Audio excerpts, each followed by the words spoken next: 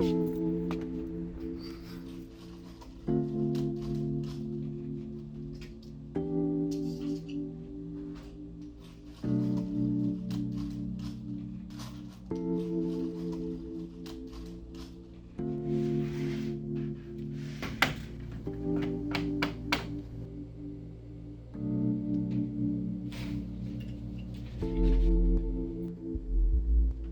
only way in America today that I feel I can have a real conversation is through painting.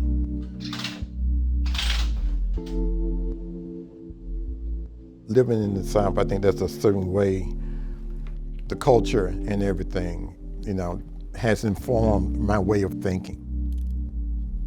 There's a lot, maybe baggage that comes with that.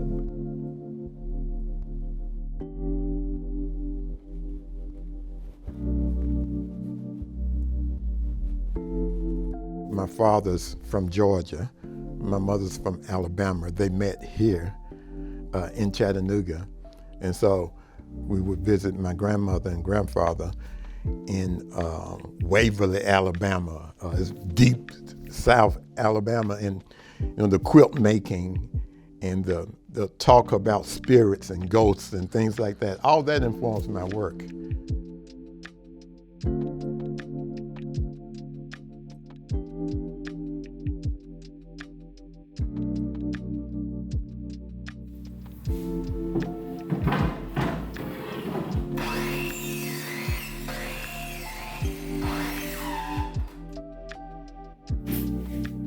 My grandparents, they lived in a tin roof house, basically, with holes in it, and visiting them in the wintertime, the walls were covered with quilts that my grandmother made. And so seeing the quilts on the walls, I'm seeing patterns and that now, reminds me of African designs, the triangles and the shapes and the colors.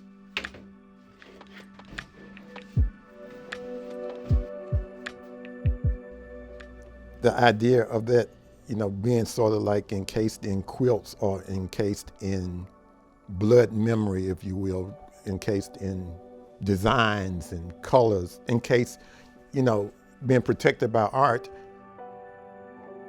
I drew a connection between, say, the quilt making and African patterns and the way that I put my art together or my paintings together.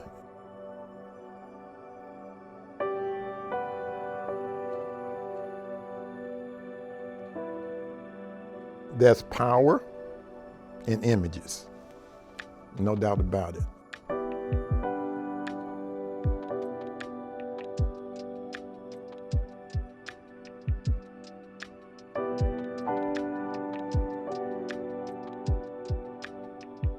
This whole culture, this whole Western European culture is very oppressive.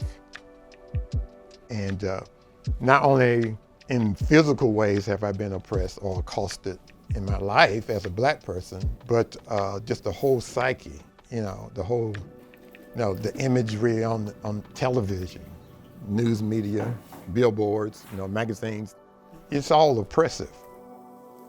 You have to set yourself free from a lot of that stuff. Try to set yourself free from it in order to tell your own story.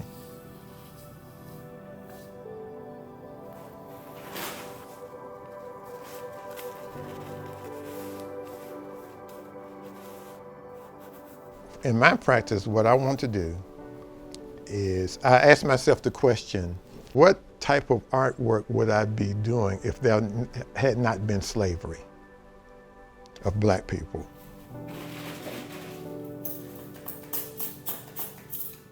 I went back and found myself in Africa as a shaman. Now, if there had not been a diaspora, I would have been a shaman. And I would be probably making fetishes or building or assembling images of power that we wouldn't necessarily call art. So with my work, I want to put all that into my painting. I want to put that type of power, that type of spiritual power into my painting.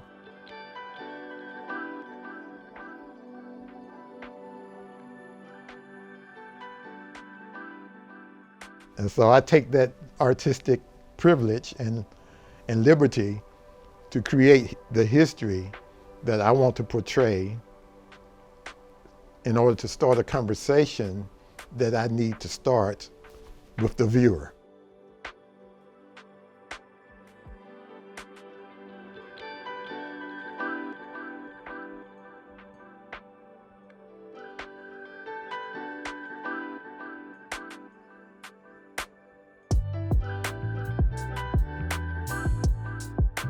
My works are prayers.